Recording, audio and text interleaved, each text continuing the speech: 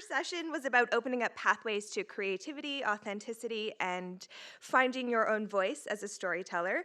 This second session is about taking the next step, wading into the process of creation as part of a larger film and media industry here in Toronto and in Canada.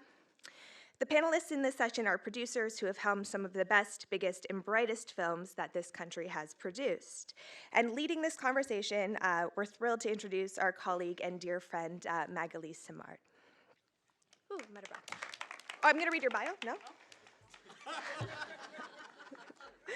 I was just taking a pause. Okay, Leahs Story is the Film Sector Development Officer for the City of Toronto, where she leads, develops, and ensures effective delivery of economic development programs and activities to enhance the local and international competitiveness of Toronto's film and screen and entertainment sector, and to further enhance the industry's footprint in Canada and abroad. Prior to joining the city, Leahs was a curator and the senior manager of theatrical programming here at TIFF, and we miss her very much. She is often featured as a cultural leader in Canada, having been profiled by Elle, the Toronto Star, the Globe and Mail, and La Presse. Leahs has supported young creators throughout her career, and we're so happy to invite her back here to the Lightbox to host this session. So please join me again in welcoming Leahs to the stage.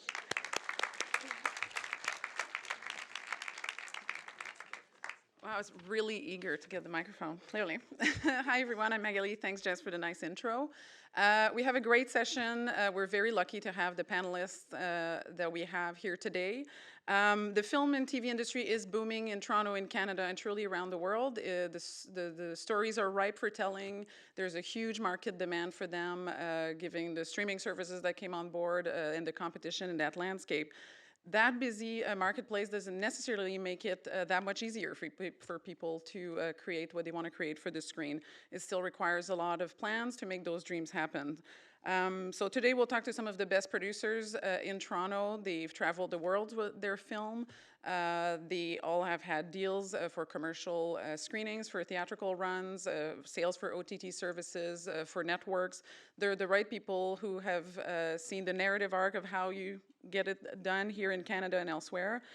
Together they've won many, many awards, and all of their latest feature films have premiered at TIFF either this year or in the past couple years. They are friends of the industry here. We're lucky to have them. I'll bring them up one by one and then I'll join them. We'll start with Alison Black. Alison is a producer based in Toronto and LA. Her first project, Citizen Gangster, premiered at TIFF in 2011, where it won the award for Best Canadian First Feature. And since then, projects have been amazing. Mean Dreams in 2016 with Nathan Morlando again. Giant Little Ones with Keith Berman this year, a huge screening in September, and is now traveling. So we have her in the middle of some screenings. Welcome, Alison. Choose your seating as you wish. Damon D'Oliveira is a producer of the miniseries The Book of Negroes, which debuted to record-breaking numbers on the CBC in 2015. D'Oliveira's feature film credits include Brood, Lie With Me, Poor Boy's Game, all Clement Virgo's works, and most recently The Grizzlies by Miranda Depensier. Please welcome Damon.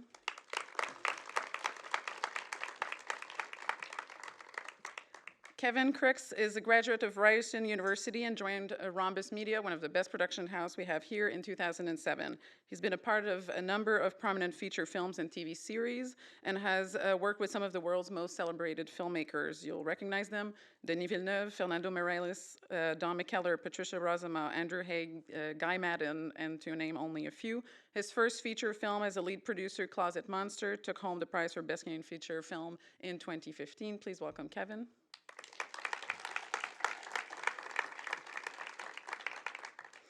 And Leo Marin's a graduate of the Canadian Film Centre's Producers Lab and joined the National Film Board of Canada as a producer in 2006. Her most recent credits include Charles Officer's Unarmed Verses, which won the Best Canadian Feature Doc at Hot Docs.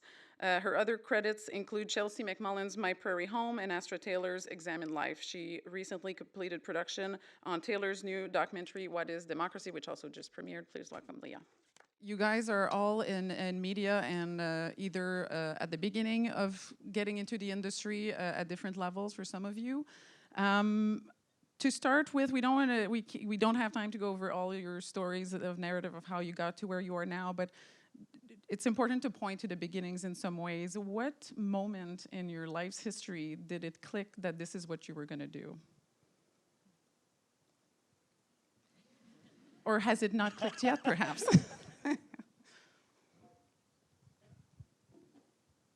I'll start. Okay. I kind of always hid behind a video camera all throughout like high school, and didn't really think about film as an option until it came time to actually apply to universities and figure out what you want to do with the rest of your life. And up until that point, I didn't actually think of it as a possible career choice, because you're kind of pushed towards things like accounting and law and medicine. That's what my parents were trying to get me to do. I think they were a little disappointed. But then I found film and applied, and the great thing about film school is it allows you the opportunity to try your hand at a bunch of different stuff. And then in my third year of university, I discovered what producing really was, or the beginnings of it, and fell in love with it then. And that's when I pursued it. Yeah. Alison? Well, I went to university for film theory and English lit, and what I loved about, I still wasn't sure that I wanted to be a filmmaker. I certainly didn't know what a film producer really did, except I thought it was just raising financing probably, which is just it's quite a limited, even though it's a time expansive part of it, it's a limited part of what producing is. But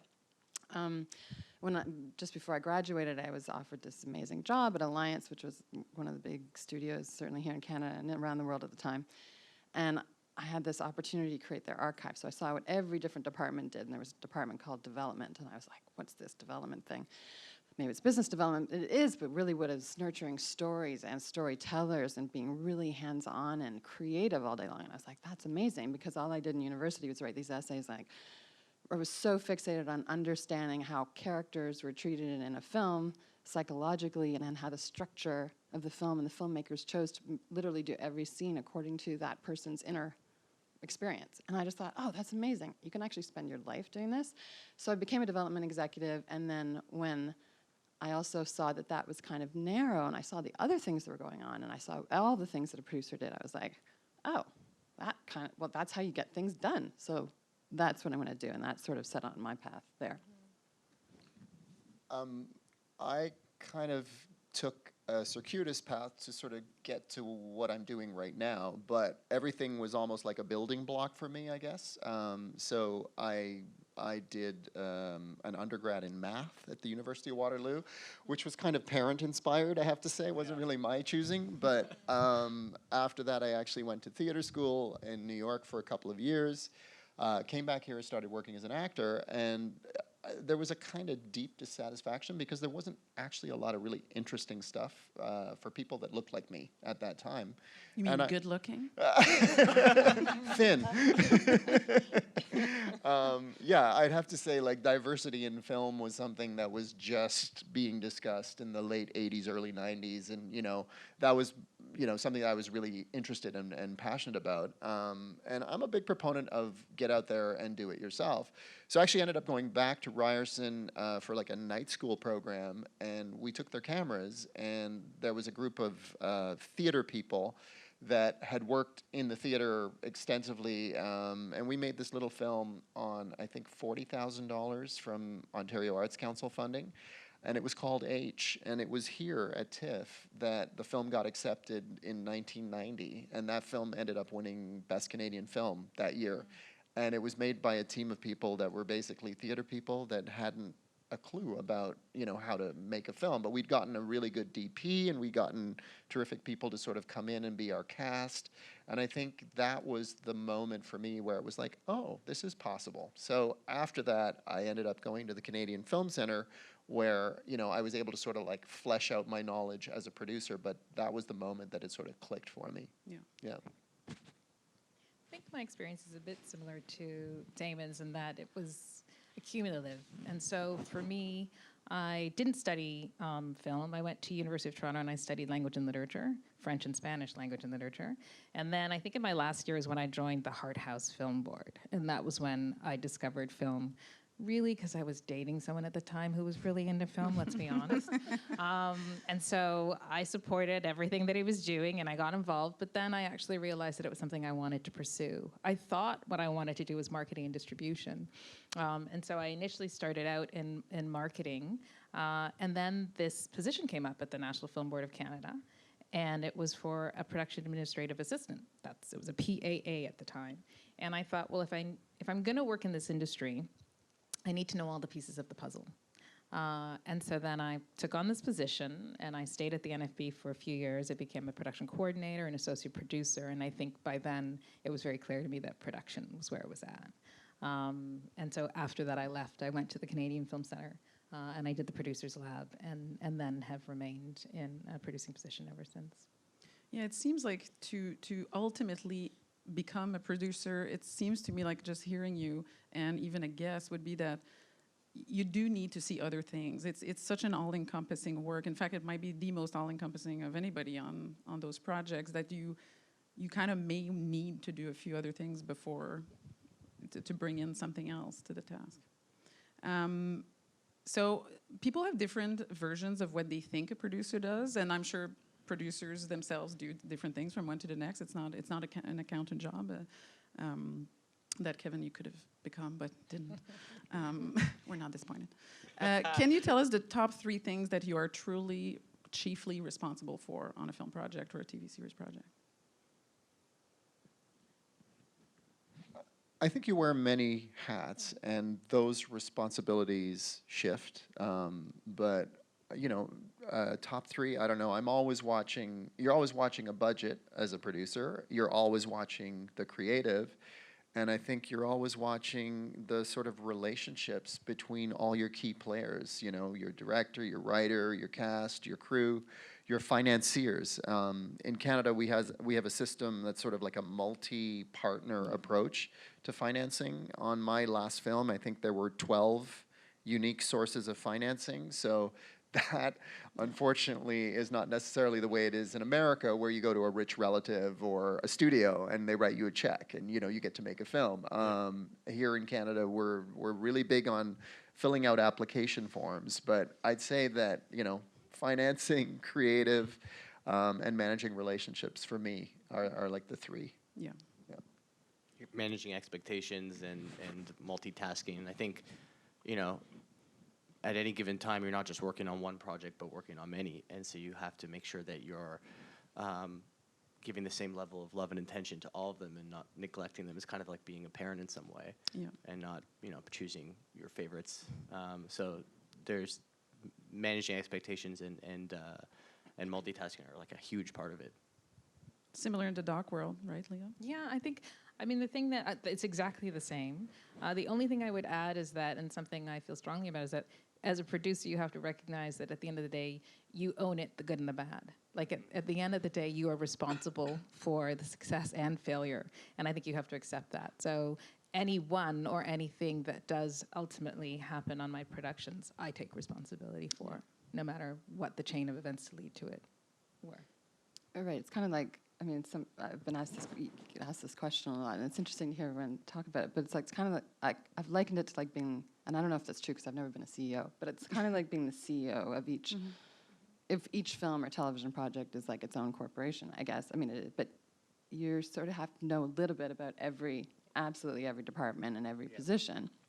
And for me, the majority of there's going to be 3 things. It's definitely creative, and it's about with an eye on making sure that, you know, you guys were talking about, I know, authentic storytelling before this, that whatever it is that the writer, director wants to say with authenticity hits the end user, the audience, in a way that they feel that authenticity is. My longest stretch of time, I would say, is for me, is watching the creative and making sure it matches the authenticity of what the filmmaker wants to say or the storyteller wants to say, and then the end user, too. So that's my biggest thing. And then the financing, of course, gets in there, and the managing relationships, for sure, with everyone that you want to work with and everyone that you want to be enjoying or in business with you on that and or future things. So I think that's, I don't know.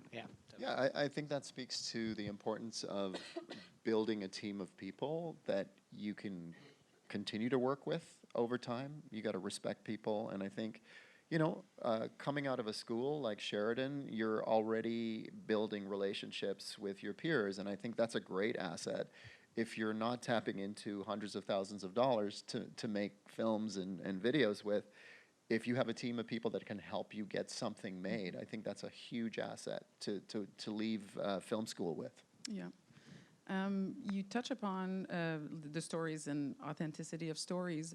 In some ways, the world is your oyster. Your producers, you can pick out of pretty much an infinite amount of projects if they came your way, an infinite amount of stories. What personally gets you going? What are the criteria of something that you end up picking? So for me, I mean, I produce primarily documentary. My slate is documentary, film, or interactive. But again, at the NFB, we have a very particular mandate where we focus on social issue or culturally relevant stories. So I'm already looking at a certain type of story when I'm considering projects. I've been trying to identify what it is for me that I tend to look at, and I think it's a couple of things. I definitely am always attracted to films that are exploring our humanity on some level, and that represent or reflect, I think, the realities of those that are marginalized and or underrepresented. So when I look at, the body of work thus far, they seem to all fall into those categories.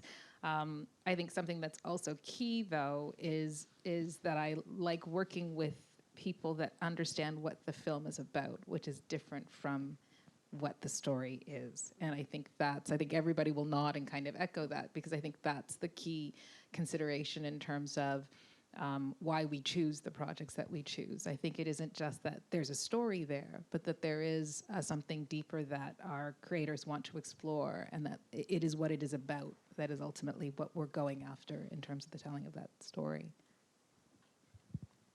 Others?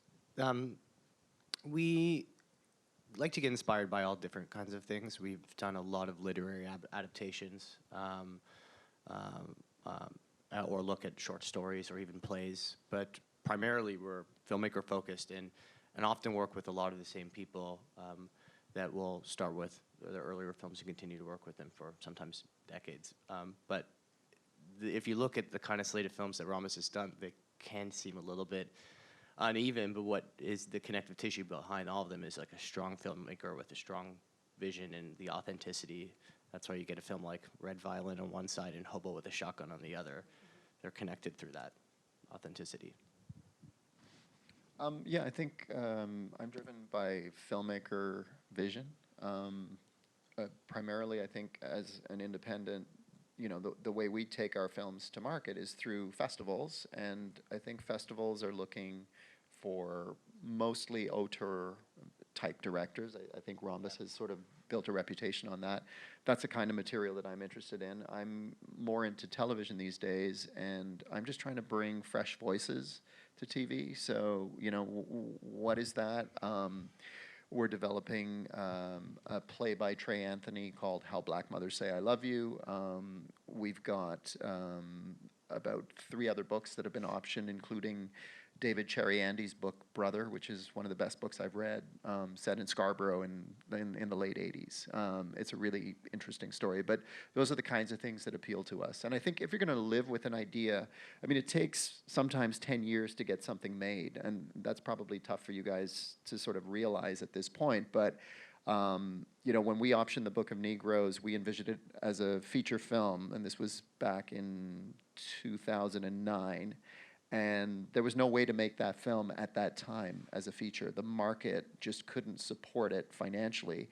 But when we translated that into television, it became a more interesting way to sort of raise the financing to support the creative vision for that project. So I think you have to have a bit of flexibility in your vision, and sometimes projects evolve.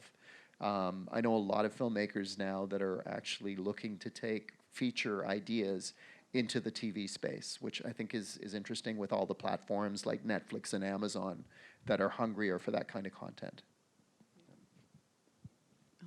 Yeah, and then, I think, Leah said it's right. It's like there's what the story is and then what it's really about. So, my first feature that produced was, a true crime drama. Had a certain, historical narrative to it, but what is it really about? And it had to resonate with audiences now. It was set in the 1950s, and it did, and it was emotional and it was relatable now. And the second one came to the same filmmaker who had written the first one, came to him with the finished script, and it was a really like page turner, total pulpy crime thriller, really well written. But what did Nathan Morlando want to do? He wanted to really discover what it was about, or what it could really be about. And so he turned Mean Dreams, which was a coming-of-age crime thriller, into a story that for him was really about that point in time as a teenager when you're separating from your parent, and your parent does not want to let you go, or if you attachment in family life. And it turned into, that came across very beautifully and visually and emotionally. And then this last one is a coming-of-age, it's a YA drama, totally different. But each of them have a real emotional authenticity and really connect with an audience in really different, each in very different ways. But they're all about who we are as human beings and the stories we're telling ourselves to keep moving forward. And I think that maybe sums up what I look for. So it doesn't matter what the genre is. It's like, what is it really about, and what can it tell us about ourselves? Yeah. And Kevin, you said, we can't forget that there's not just one project on the go, and once that wraps, you start thinking about the next. There's a lot of overlap with projects, and as Damon, you say, you need to park certain projects for years and change format if you have to make it happen. Do you find yourselves kind of constantly, either consciously or unconsciously, on the hunt for what you will be picking next, what you'll be doing next, and having to put that at bay to concentrate? Like, do you wrestle with that a little bit? I think in some way we're always thinking about it, always keeping an open perspective to getting inspired by something or what could potentially be the next thing. In a perfect world, we try to line everything up so that everything goes one after the other. It never happens that way. And so sometimes, you can be working on a project that you plan to shoot a year from now, and it ends up being 5 or more. So you constantly are just trying to develop a slate that inspires you. Yeah. I feel like I'm in a very privileged position because I think I'm the only one that doesn't have to actually go seek out money. I work for an organization where we have an allocation, and so there is money that I am able to access for the work that I do, and so that actually becomes a bigger problem because I'm constantly looking to see what I can develop. I mean, sometimes it is held back by the fact that we only have so much money. So there is that keeps me at bay, but I was recently told I have to stop because I keep having meetings with people where there are just so many, I think, new voices that are also coming up in the industry, and that's very important. I think, Damon was saying that as well in terms of finding new talent and new voices and stories that haven't been told before. And so it is something that I realize I have to stop because I am struggling with, having a slate that's actually growing to be too large. But it doesn't. You lose sleep over it sometimes, to be really honest, right? And as that kind of cycle and overlap happens, do you as producers, are you the ones to drive the conversation with your key creatives that are working with you about where is this project going to go? Like, it's one thing to talk about the signature of the auteur voice and festivals, which is one of the markets or a tool to get to other markets. How do you kind of devise that plan, and do you keep it in mind along the way? Like, is this a movie like, you pick the story or you pick the project based on this one needs to end up as a major release because the size of it requires that, and that's what will raise money, like, to prove we can go do that too? Yeah, I think it's about not managing expectations, but being on the same page about expectations. So if someone's got an idea that definitely needs to be a certain level, or you establish that, it has to be that level, or it's never going to happen, or is there a more creative way to do it that I might actually speak to the audience, that as an emerging filmmaker and storyteller, you might be able to reach that. You might be able to do it in a different way and for a lot less, and then therefore it gets to that outlet or that type of outlet, and then you make a name for yourself and go forward. So I think it's about like co-creating the expectations and then being flexible with those as time goes on. And then also, I think the first thing you said was like, what I find interesting is that a lot of times stories come from definitely an organic place, even if they're like super high concept genre or something. Coming from an organic place, coming from some emotional reason that you need to tell that story, the creator. but it can't just be personal. So I always encourage people I'm working with, if they're or discussing a new project, like, why are you telling this story? Who do you want it to reach? And really kind of really help understand what those expectations are and who can reach. Because if it's just doing it to get it off your chest, or just because you think people are gonna love this, okay, well, let's expand on that. Like, Because I assume most people expect or want to just be seen by the most amount of people possible. But you've had the experience to say, like, well, yes, like, let's all have that dream for sure, but the reality might look more like this. Yeah, I think you have to think about scalability. If you're going to make something that is like a really obscure, sort of director-led narrative, you're not going to be getting $10 million to do that unless you're like David Cronenberg or something, But I think as a producer, you're always trying to figure out, okay, this is a great idea. I'm interested to make this, but how do we actually, finance this? I think it's that marriage of creative and money that you're always wrestling with.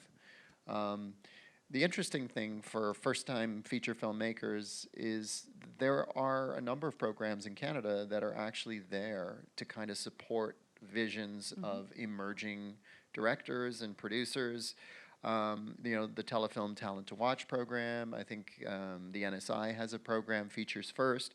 So I think coming out of a school environment and going into the real world, there are supports out there, and we have pretty good arts councils, I think, as well, to kind of help you, realize that.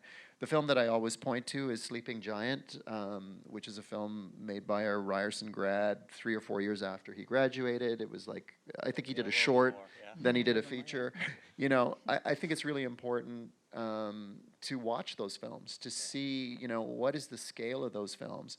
What can I do with my team of people that I'm graduating with that I can sort of like realistically achieve a film that can get out into the festival circuit, because that's ultimately a great way to launch a first feature. And festivals embrace first features. Like, they want to be the ones that discover you. Yeah. So that's good to know as well. That film specifically, we were talking about the network you make and the friends you make in school. Sleeping Giant was made by a bunch of Ryerson alumni who worked together when they were in Ryerson and continue to work together after. And so the relationships that you guys are making now, you could go and perhaps make that film yourself once you leave. I think I'm just going to add to that. I think in terms of the outset and that opening conversation, one of the things that I often ask at the very beginning is who it's for, because I think audience and knowing who the audience is really important, because that also then drives whatever campaign or how you then go about releasing it. I think also in the case of documentary, things shift. And so sometimes the story completely changes on you. So what you actually thought it was going to be initially, it ends up being very differently by the end. And so you do have to be prepared, I think, to change the strategy and where you hope it will land. And so I've had situations where I've had a couple of short films that have ended up becoming features because, and I always say this to my filmmakers, that content dictates length. Right? And so when we get there, and they're very happy, I've had 2 situations where they come like, we've got a feature. And they did actually both have features, so we were able to kind of change the approach. It meant we had to get more money to finish it, but then that changed the release for the film and the strategy. So it can actually shift. But I think that is, it does start out with the beginning of, being on the same page in terms of expectations, but constantly being in communication, understanding who it's for, where you want it to land, and what you want to gain out of the experience of making and releasing the film. And do you think that the change in how we consume, which is a lot of content, so people consume more is produced, does that make it easier or not at all? It just means I think it makes it harder, more of everything. To be honest. At least in terms of how films are sold in the marketplace, the traditional model of selling a film territory by territory is becoming less reliable. So pre-sales, how you would often finance films of a certain budget level, those numbers are getting smaller. Also, that taboo that used to exist between film and television actors has dissolved. So the actors who might do something that is like a larger Hollywood film but then scratch their creative itch by doing an indie film are now going and doing television for 8 months of the year and getting paid a lot of money. So the casting that you need in order to achieve the right kind of numbers to finance your film, it's all becoming much more difficult. And I think a big part of that is the introduction of something like Netflix and Amazon and Hulu, it makes it harder. Yeah, I think it is more difficult, and even though there's more or series availability, I was recently in a meeting in LA where someone who used to be one of the top independent film producers and then agents is now at a major studio running their international television department, and he was saying that it's amazing how difficult it is now for them in Hollywood to get a major television package set up. And so basically saying as difficult as it was in the independent films who were before, now that's moved over to television. But my takeaway from that was actually, well, it's always been difficult. And so it's actually like the cream rises to the top, just like, the proverb says, or whatever, the proverbial cream. But really it's perseverance and persistence and patience, an incredible amount of patience. And if you have something to say and you surround yourself with the right people and you keep at it, people start to hear about it and your relationships grow. People start to hear that something good is happening. And if you stay flexible and nimble about what format it is and budgets and how you can cast it, it definitely, if it's going to connect with people, it happens. It just doesn't happen in the time period that you originally imagined usually. So I just thought, oh, that's great. Well, nothing's changed is what I thought listening to him. It's just you keep nothing. It's not going to be Be flexible easy. and evolve. And, yeah, it never was. Be So- persistent, yeah. I think you become more creative as well in terms of finding alternative financing opportunities. And so in the case of documentary, you used to finance a feature because you'd get the broadcaster on board and then that would trigger and you'd find more financing, but there aren't slots for feature docs in the way that there were. And so it's harder to finance documentaries. You don't have the broadcaster. I mean, TVO still supports, CBC does. CBC though, POV docs wants 5-minute, 42-minute version. So you have to do a version outside of your feature. TVO will still play the full feature, but it's just not. It's not a lot of money, and it's not as easy as it used to be. And so, in the case of our productions, sometimes I have full NFB productions where they're financed by the NFB, but we do co-productions as well. And so I do have one co-production right now where we actually ended up getting a lot of the financing through foundations in the US. Our director's Canadian, but she resides in the US. And a lot of those foundations, particularly the US, will support international projects, not just American projects. And so we were able to, before ending up getting Telefilm on board in the theatrical doc category, we were able to secure foundational financing, right? So I think that what happens is you do, come up with new and creative ways to finance that side of the box. And with all that extra content that's out there, do you think, if the system of delivery has changed, which is there's just more easily, do you think that audiences have changed through your years of producing? Do you think people are savvier, more attuned? I would think so. I feel like people are more aware of everything, and if they consume a lot, they get savvier. Well, cinephile. I think they're more ADD actually. Right. There's so much stuff. I find the way that you tell a story is changing a bit because you really want to capture those eyeballs within the first 5 minutes of your film. And it's almost like something that I think about when I read scripts. It's like, what are the first 10 minutes of this story like? Is this something that's going to actually engage an audience? And even in the context of festival screenings, it's tough sometimes. Your buyers that are out there that are looking to buy for their territories, they're thinking like that, and they've been affected by the sort of digital disruption, I think, of having so much content available all the time. Netflix releasing 5 new shows a week, everyone sort of like wants to catch up. I'm very old school. I like to sort of sit in a movie theater and watch something for 2 hours and actually turn my phone off while I'm doing it, But most people don't go to the movie theater anymore. It's just part of the problem.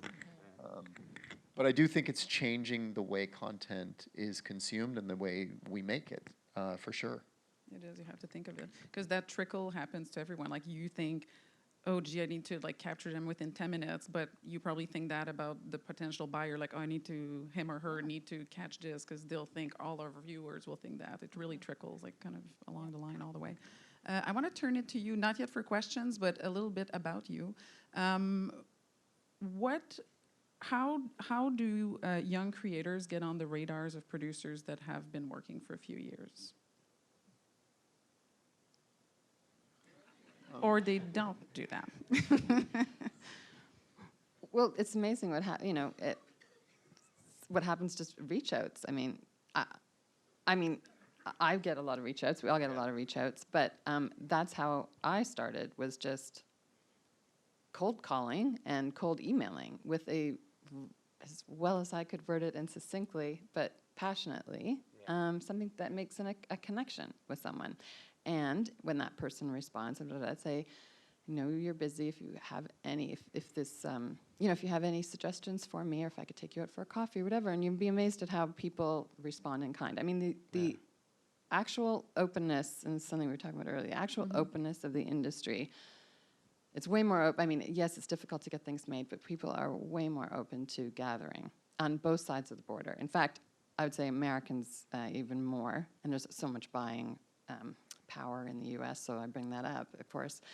But the whole industry is built on relationships and mentorship and meritocracy, and it's the same thing here. And it's like, if people are more busy than ever and have more strains in their personal life that plays on their professional life, but with a really well-worded email that's respectful and makes an emotional connection, it's amazing what can happen. Or someone will put you in touch with the person that would be the right person, and so on and so forth, and eventually you connect with someone. And not That's my necessarily experience anyway. writing and asking for a job, but maybe writing and asking to meet and developing a network and making these connections, and so that people become familiar with you and that you're at the top of their mind if something happens to come up, or if they happen to be going into production and looking for, at that time, someone that could be going in, they need a PA or something. You never know what the opportunity would be, so it's just about expanding your network and not asking for too much in a way that they might push you away.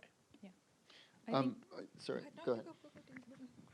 I was just going to say, a great film, a great graduation film. I've been invited to go to a couple of graduating screenings at Ryerson and at York, and I think that's another interesting way. It's like, make something really stand out and get it into a festival. I think that's probably a quicker way to kind of open doors, because once you're in that environment, you start meeting people, you start meeting folks that have made films that are there, and you can build relationships from that.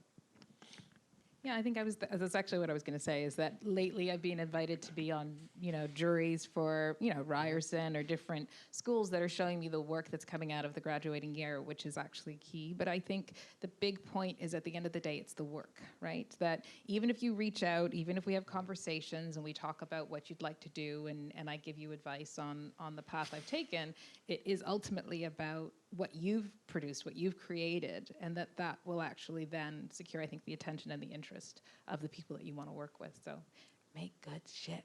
I mean, that's how I got into the industry myself. In my final year of film school, for no other reason that I just wanted to maximize the opportunity that was there, I ended up producing 3 films instead of the 1 that was required. And just because I had this opportunity for free equipment and to work with these people and make some really cool, exciting stuff, and to go to the industry and play that student card for the last time, which will get you a lot, by the way. And in doing that and just wanting to maximize my experience, I ended up getting the attention of Rhombus Media, who happened to be hiring an assistant at the time, and that's where I've been for the past 12 years. But that was just completely coincidence and not actually something I sought out myself.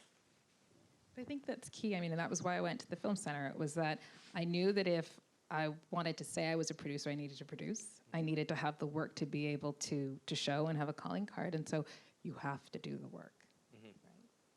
Is there something that you did not know about the industry that you wish you had at that time?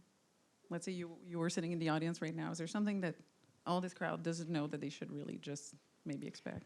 I think my first time on a real set was a bit of a wake-up call. I think when you're in film school, you think you understand how sets are operated and run, and you kind of are doing like a micro version of that. But then when you get onto set and there's all these different layers and all like protocol, it's almost like being in the army in some way. You know what I mean? Like that was a bit of a wake-up call. I wish there was a bit more of exposure to that when I was in film school myself. So maybe seeking set presence. I think the life of a project, that it's not just the 2 weeks that you're shooting and the 3 weeks you're doing post on your first film, that it actually will go on for sometimes 5, 6, 7, 10 years. I have a screening of my first feature film next week in New York City, which is 22 years old. I'm dating myself, but you know, and I just think that films and you know, content can have a much longer life now in the digital universe. So I think that's something to think about as well. Any more wisdom? Yeah, and I think being understanding. I wish I had known how that it does take longer than you think, and just sort of learned a little bit about that. That's I think really helpful. But the perseverance, I kind of had, but I feel like you got to match that with it takes longer than you think. But don't think that while it's taking longer is not incredibly useful, and use it. Whatever you're learning in that time period, whether it's literally a disappointment that your project you thought was going to move forward, or that person that you really hoped would join isn't joining, don't stop. And that's just the way it goes. It's all part of it. It's all going to turn out very interestingly if you have something that really connects. So that's what I think. That's what I wish I'd learned. Would have saved me a lot of heartache for a couple of years. Well, I think I'd connect to that. Like I was thinking persistence. It's that well-timed persistence, right? That you're not kind of knocking on the door daily over and over again, but that you recognize that there are key moments where you can check in with someone and let them know what you're doing. And I've met a lot of people over the years who have done that. And then it's just happened that they've reached out at the right time when I happened to be looking for, or I'd forgotten that, you know, we'd met, and then an opportunity does arise. So I think that's key. There's also no one path to getting into the industry. There's so many different paths, and every path for each person is going to be different. Just because it worked for someone doesn't mean it's going to work for you. So I think it's about being patient and knowing that it does take time. We'd like to open it to you guys. We have microphones, so we'll just raise your hand. We'll get you a mic. We're content capturing this, so you do need the mic for a question. There's one in the front here to start. We'll get you a mic. Right there, fourth row. Hi. Oh, this is loud. Okay. My name is Cara Martin, and the question I have, I know that you guys probably do get a lot of packages and offers, and of like young people like us wanting for you guys to view our work. What is something that we can do or put in that's going to make us or make that specific project stand out? That's going to allow you to look over it and potentially create like a second meeting? Maybe to try to get the attention of those who you're sending to. I mean, Rhombus doesn't traditionally produce unsolicited material, but the one time that I can think of in recent years that we did, the script was called The Boy Who Smells Like Fish, and it arrived in a package wrapped like a fish. And when we unwrapped this package, had no idea what it was. Inside it was the script, but wrapped. And so I'm like, what is this? So we signed someone to read it, and actually the script was very good, and it caught our attention. So wrap things in fish is what that's the takeaway. Also, I think it's like, attention spans are shorter because there's so many pressures in life. I think if there is some work, or even like a little a reel, or if not a reel, then Proof a of little concept teaser, or something. Yeah. proof of concept, something that one can just click on, makes it a lot easier. Two, to just go, oh, you captured my imagination, or what have you. That's nice and easy and not so time consuming, because time, I just think, is the problem in everybody's life on all sides. I would echo that. Don't send a screenplay. Send a pitch or something that's shorter, that's bite-sized to consume, because we get inundated with stuff. And typically, most independent Canadian production companies don't really take unsolicited material, so it's always nice also to do your research and don't send your indie female-led drama to a company that does horror films. Just do your research. It's amazing how many epic historical war films I've been sent, and that's not on our radar. I think it's difficult. That's one of the most difficult things to do, is just to sort of get attention coming out of school. But like I said before, if you make a film that's almost like a demonstration of your ability, and that's sort of in line with a feature, that you want to make later on a calling card. A lot of people, do it that way as well too, as far as getting attention from the bigger industry. Yeah, I think work will speak for itself more than the screenplay. Yeah, what did TIFF do with that? This past year, there's those great Instagram shorts, right? Oh, that was fantastic, because that was like everyone's, at some point in their day, for business or personal, you're consuming social media, and those were like fantastic. Yeah. And it's so short, and like, wow, you could really see the talent that was there. So that was, that's again, it's like short, bite size, and put your best foot forward. That's a good idea for Sheridan to do, like Instagram shorts of their graduating class. Yeah, everybody gets to see. We should send them homework. And just if I can add, from having been a programmer for many years, the films that I found from film schools, the best ones, all became like the Kevins, all of you guys. I mean, some I did not pick your, I'm actually younger. I'm kidding you.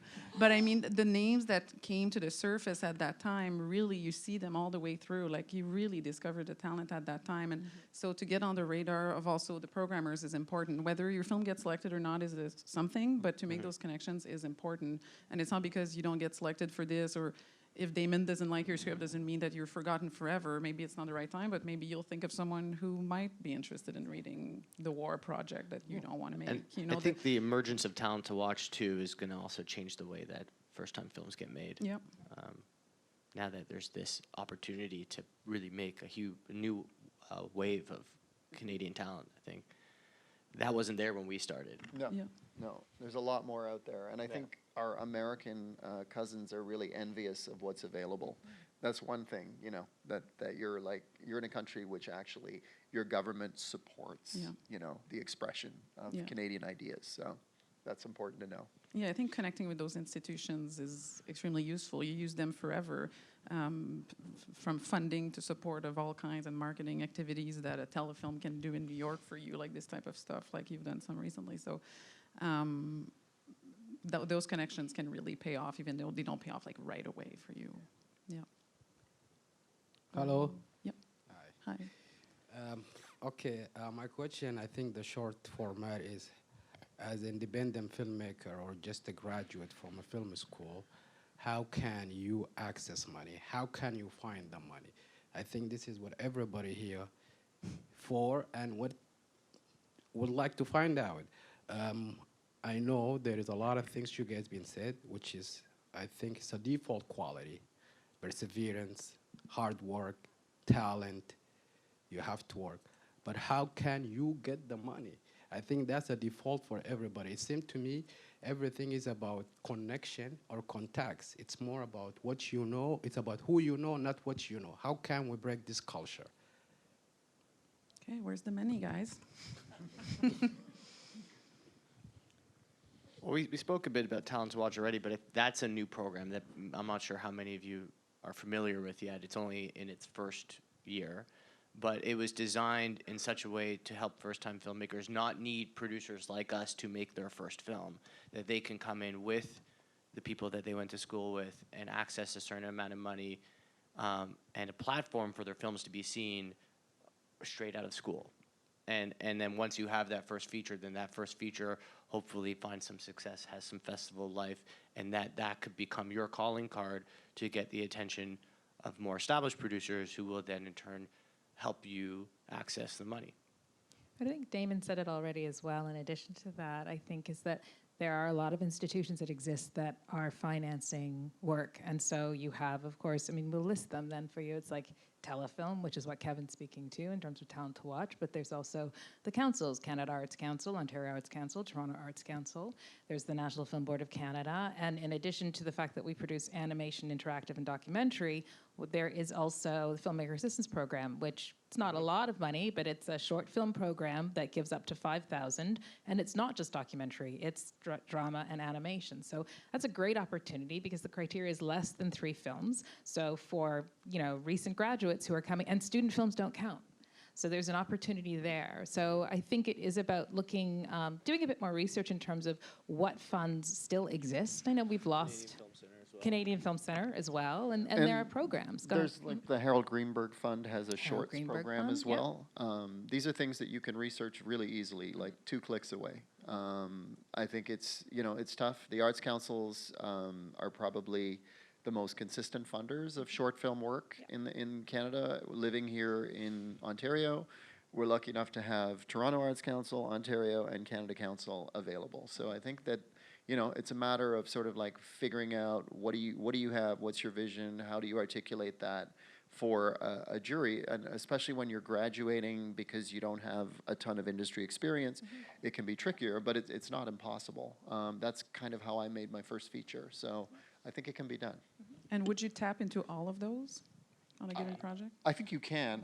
I haven't used the arts councils in a while, but I think that it is possible if they all like your film, you can tap into them. And they do that independently for you? Like, I mean, sorry, they would not consort and say, well, No, I one think they gave- can coexist. Yeah. Yep. And I also just want to add that I found it, and some others I know can find it frustrating when you're first starting out as a filmmaking voice to access those funds, although things have dramatically changed. So there's all these things that everyone's just said. But also helping yourself get into a situation where you might be comfortable putting stuff on your line of credit or living on your credit card for a little bit to get that one thing out there that's going to make a difference. I did that for a long time, and it's very difficult and it's very challenging psychologically, but it does make a difference if you have the ability to do it. And of course, family loans are lovely and stuff, but not everyone has that opportunity.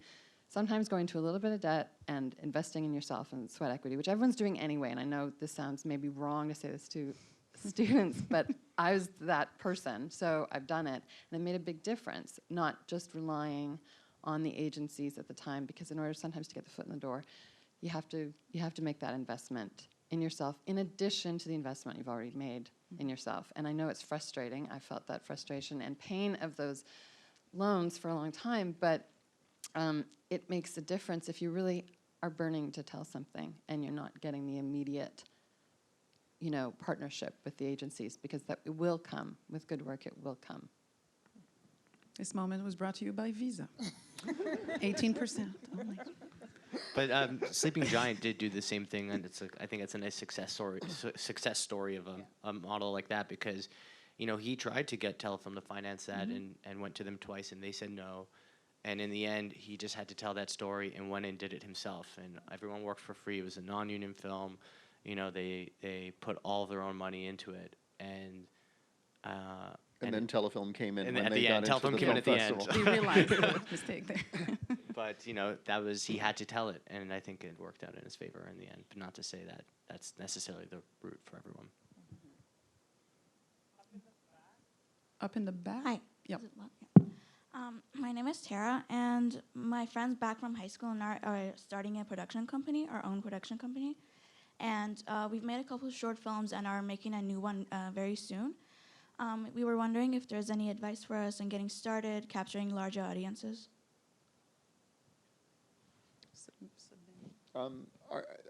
Are you making short films that you're showing online? Is that how you're distributing them? Yeah, we're posting them on YouTube. Okay.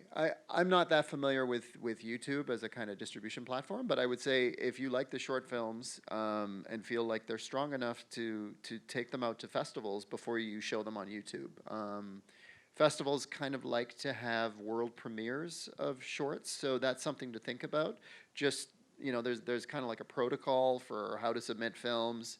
Actually, if you go to Telefilm Canada's website, they actually have a portal where you can do free submissions to all the sort of key short and feature-length film festivals around the world. So that's probably an interesting place to get information to help you with that. Yeah, we actually got into the Barrie International Film Festival for one of our films, and we got third in Best High School Movie. Great. Congratulations. Thank you. We were just wondering how to appeal to larger audiences. I think that's tough in terms of appeal. I think it's about figuring out, I think thinking about who your audience is. I think that's part of the work that you need to do. I think you really need to try to identify who it is that you want to see the film.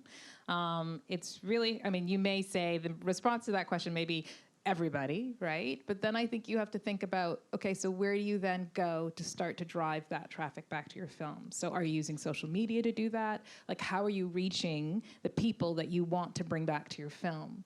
And so you do have to think about where they might be and then what steps you can take to then actually find a way to identify for them or alert them to the fact that this exists. And so I say that only because I'm trying to do that now with a project that we've done that's a short, and we're about to launch it online. It's done festivals. It did really well at festivals. Very, very niche market, though, very much in the LGBTQ community. And now we want to push it online, and we want to still attract that community, but move beyond that.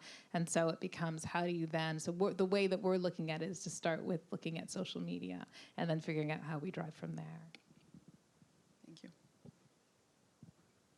Yep, in the middle in red. I just had a question. How do you guys maintain your sanity when dealing with so many people? You guys have to manage like so many different crowds of people. How do you stay together? I find myself right now, I'm so scrambled. It might be just because I'm not that great at multitasking right now, but just how do you maintain yourselves? I know them all, and it has not been maintained. We're It's insane. not easy. I mean, it's just something you learn how to handle over time. And, you know, sometimes it does feel like a lot, but I think it's just a matter of knowing your limits and managing expectations, yeah. I think if you're going to be a producer, you got to be a multitasker. That's like par for the course. And you kind of, it's almost like you're building muscle. As you do it more, you kind of get used to it. But it doesn't change. Like, you know, there's like probably 30 emails that are waiting for me in my back pocket. Yeah. And, you know, like that's just the reality of this. And it's not, sorry to jump in, but like I think in some way you have the separation of work and life doesn't really exist in our lives. They kind of mesh like this, and learning how to coexist in that world, it takes some, you have to adapt to that. I think you're right. I think when I actually accepted that was when it got easier. That you're never really going to separate those lines. And so you just realize that they're always going to bleed into each other. And then I will say this, you do get to a point where you start to realize what you can let go and what then falls to the bottom of the priority list and isn't as urgent. And I think when you're first starting out, everything feels urgent and you don't want to drop a ball. But I think you start to realize what's at the top of the list and what starts to move to a point where it isn't burning, you know, to deal with it right away. The best advice I can give, and it's the advice of, it seems to be shared amongst people in very high pressure jobs who feel really squished for time, and lots of people that are coming at them or with them, is exercise right at the start of the day and meditate if you can, and if you can't do both, or just do something for yourself at the beginning of the day that sets a calm, because that really helps to move forward.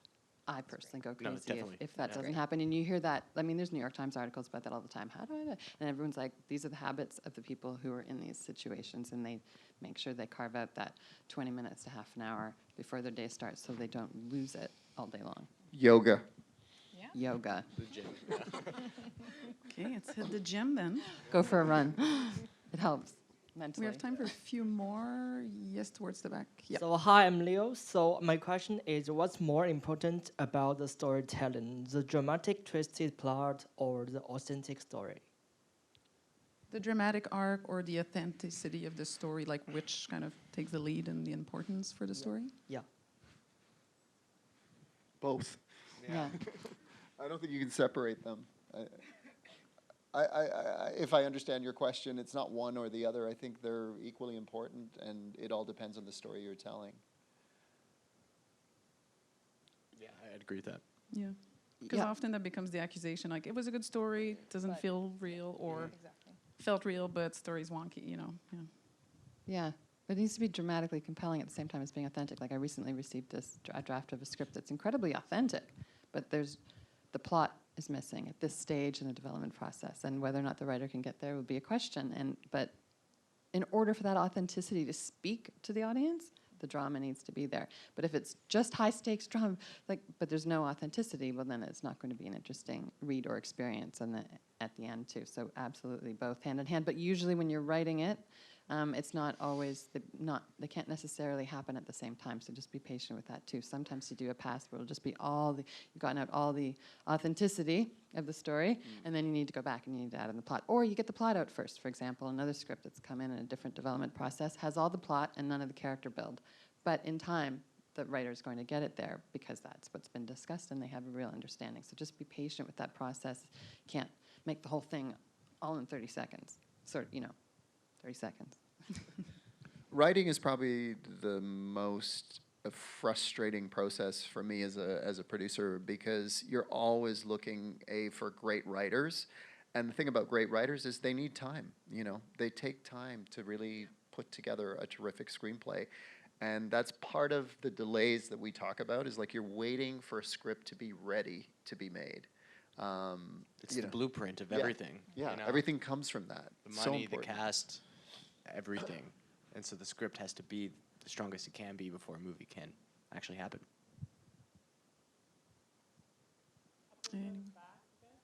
Yep, up in the back again. Hi. So I didn't get my degree in film. I actually have a degree in translation. And I'm working a full-time job that has nothing to do with film or translation. But I'm trying to transition my career into film. And it's very difficult to balance with a full-time job that's not relevant.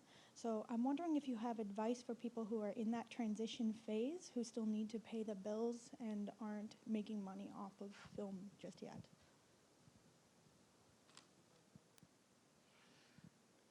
Well, okay, so I have an example of someone who is not in the film business, who is now and successful, has made a couple of films. They did not do a degree in film, did not have too much on-set, or got some on-set experience, but sort of in between the other things they were doing. And they were working for the dean of medicine at U of T to pay the bills in order so that they could take some vacation time and write their first script, which they did, which got optioned, which is amazing. But that wasn't it's unique, but it's not that unique because they had a plan for what they really wanted to do and used their vacation time, or took, figured out how to do it while they had to pay the bills in this job that was definitely not their life's passion. But they made that happen, and I know a lot of other people who've done that too. So sometimes it's going to take a little bit longer because there are these practicalities in life. But carve out that time on the weekends or to really nurture what it is that you really want to do. And it's hard, but it will tell you, it sends the message to the universe that this is a commitment that you want to see come to fruition, I think. That's good advice. And I would encourage people to think of the many roles that can be played. People often just name it's like parents wanting you to be a doctor or a lawyer. It's always director, writer, producer. There's so many roles. Right now, one of the things that's the most missing in our jurisdiction in Toronto in this booming industry is accountants for productions that come to town. There's a lot. Right? There's a lot of crew that's needed. There's a lot of roles that can be thought through other than the ones that more easily come to mind. Yeah, right there. First of all, I wanted to thank you guys for joining us this morning. Your information is invaluable. I just wanted to ask a question, because you guys are in the later, I don't want to say later portions of your career, but you've been in your careers for a few years now. And as people shift from broadcast and film into more web-based content, how have you guys seen that transition occur, and what's your recommendations for pursuing that in the future? Have you worked in web-based content or delivery for web? Not really. Yeah. I think the industry is shifting and in a couple of ways. And so at the NFB, we've been producing interactive work for a while.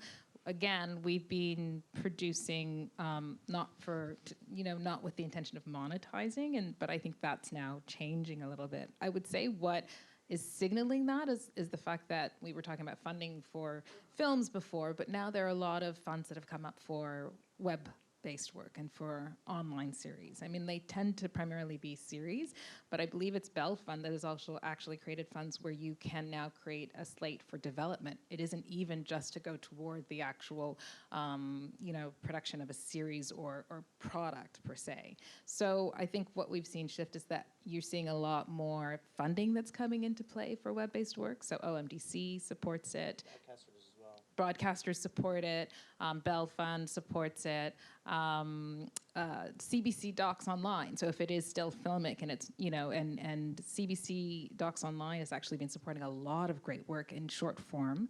And that's actually where I've seen a lot of new filmmakers that I've met with that I'm actually considering doing projects with. So I think there are more opportunities, and as a result, there's more funding that's now starting to come up, and therefore more opportunities. And Telefilm through Talent to Watch does web series as well. I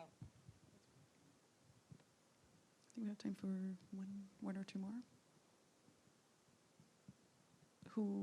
Whoever has a mic will be the person. There you go.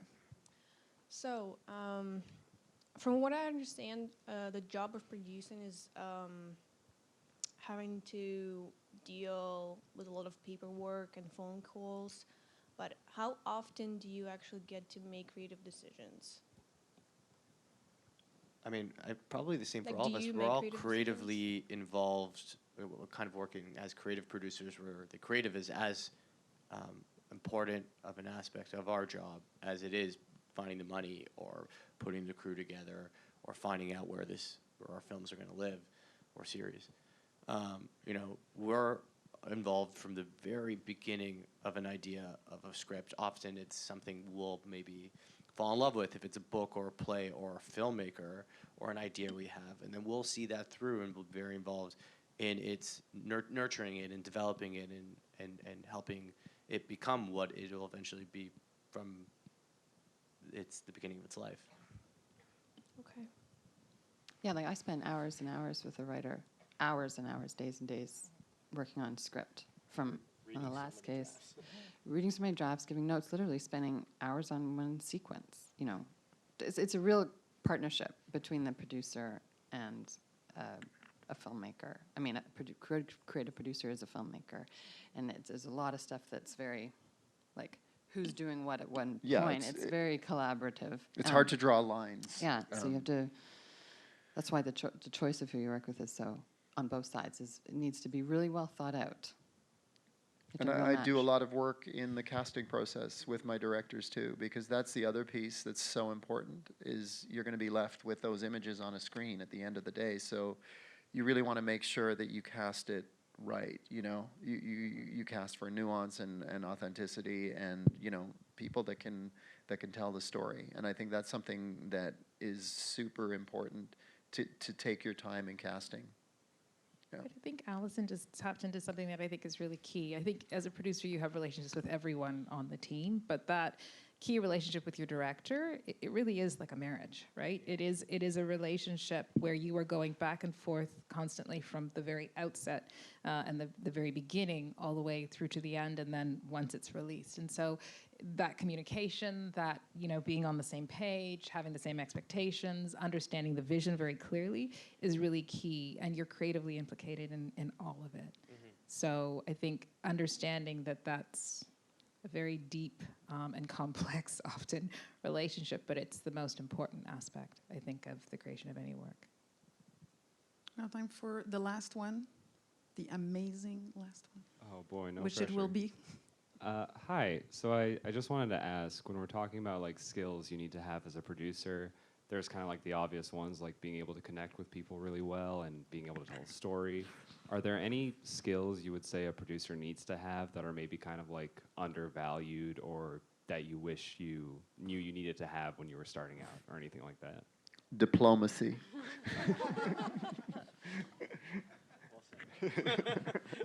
You got to be a diplomat. I think you're always dealing with people. You're dealing, during development, you're dealing with your sort of creative team and your director, your writer, the agents of your directors and writers. You're always negotiating. I think you got to have a really even keel. That's a skill set that can really help. can actually just add to that a willingness to learn, because I think that you actually have to be so, open to the fact that things are changing, technologies evolve, everything shifts, and I think you honestly have to be. It's something that I've tried to kind of push in myself, is a willingness to, I think, learn and to open myself up in areas that I don't necessarily want to all the time. So whether it's technology or any other area, just I think being open to that. And to be able to evolve or pivot, as things go wrong, because trust me, they go wrong a lot, and just to be able to figure out what's best for the project in order to make sure that it eventually finds its way. Thank you, guys. This concludes our talk. Leah, Kevin, Damon, Allison, thank you so much for joining us today. Jess, want to say a few words? Thank you, Magali. I mean, that was incredible, and I don't even think you were looking at your notes. I was very much impressed. You just were like off the cuff. But thank you to TIFF for having us. Thank you to all of you. Awesome.